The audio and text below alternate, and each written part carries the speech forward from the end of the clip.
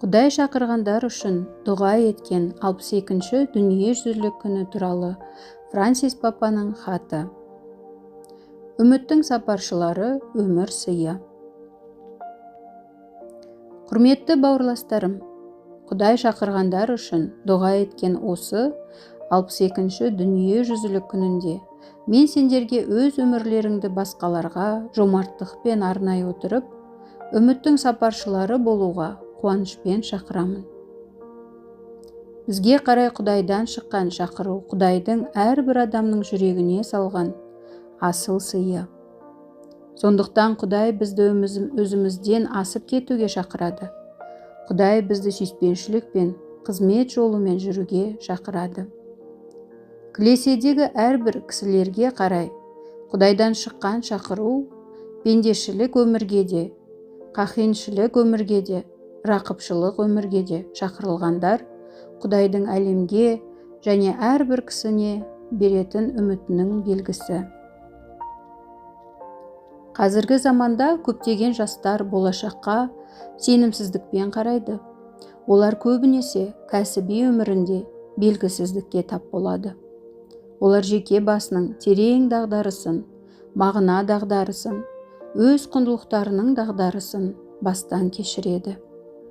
Дигитализацияланған әлем оны қиындатады. Әлсіздер мен кедейлерге деген әділетсіздік, тұтынушылық пен соғыстың қатыгездігі жастардың жүрегіндегі лайықты өмір туралы армандарына қауіп төндіреді. Дегенмен, Құдай иеміз адам жүрегін біліп, адамды өмірінің айқын еместігінде қалдырмайды.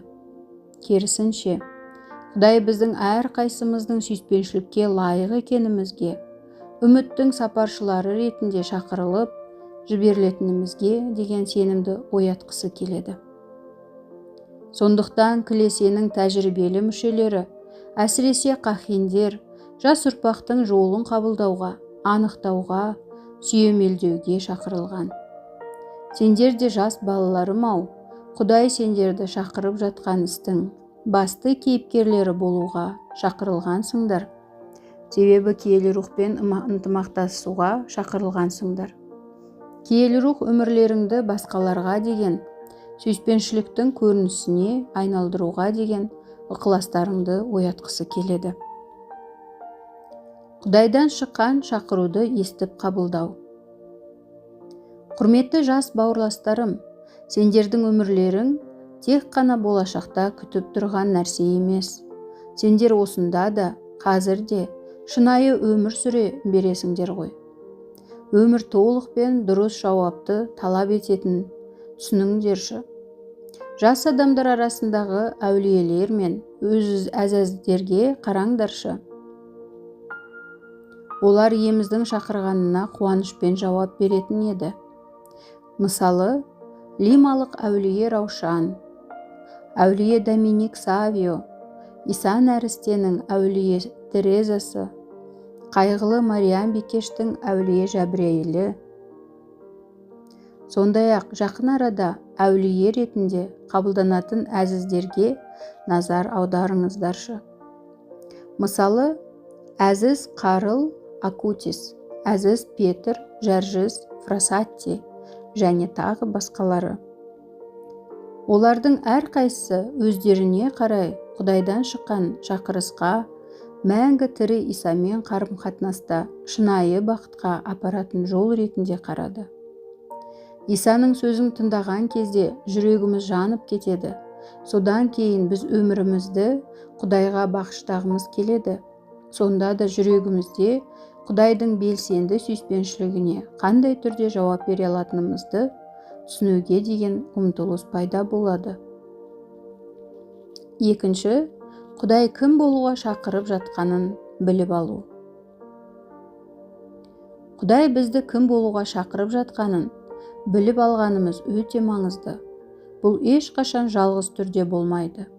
Осы процесс мәсіхшілік жамағатта және басқа адамдардың арасында жүзеге асырады. Құрметті жастар, бұл дүние сендерді асығыс шешім қабылдауға мәжбүрлеп отыр. Бұл дүние сендердің өмірлеріңді шуға бөліп, жүректеріңде Құдайдың үнсіздігін сезінулеріңе кедергі жасайды. Рухани тоқтап тұрудан қорықпай, өзіндеріңе мұқият тыңдап, Құдайдан сендерге арналған жоспар, ниеттері туралы тоқтамай сұрақ қойыңдар. Үшінші, біздің өмір жолымыздағы көмекшілер. Осы тұрғыдан алғанда, діни қызметкерлер, әсіресе рухани тәлімгерлер жастары сабырлы үмітпен, алайхи тәлім-тәрбиемен серік етуден қорықпауы керек. Рухани тәлімгерлер мұқият тыңдап, сенім ұялатып, ақылмен нұсқау беріп, әрбір кісінің өмір жолында Құдайдың белгілерін көруге әрқашан көмектесуі керек. Құдайға сеніммен, үмітпен иә деп жауап беретін қахендер де, рақыптар да, миссионерлер де, отбасылар да кілесемізге қажет. Кім болуымызға Құдайдан шыққан шақыру жүрегімізде көмілген қазына емес қой. Құдайдан шыққан шақыру иманды, мейірімді, Құдайға сенетін қоғамда өсіп күшейеді. Қымбатты достарым, біздің кілесеміз Құдай шақырғандарды тудырған кезде өмір сүріп, рухани нәтиже береді. Бұл дүние бейсаналық түрде Құдайға сенетін, Иса Мәсіхке ерудің қуаныш екенін көрсететін үлгісін іздейді. Сондықтан жаратқан иемізден оратын егінін жинап алатын жұмысшылар жіберуін өтініңдер.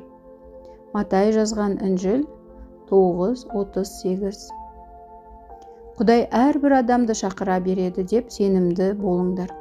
Қымбатты жас бауырластарым, мен сендердің иемізге еру жолдарыңды Құдай шақырғандармен кілесенің анасы Мариям Бикештің рухани қамқоршылығына тапсырамын. Інжіл шариф арқылы көрсетілген жолмен үміттің сарапшылары ретінде жүре беріңдер. Аумин.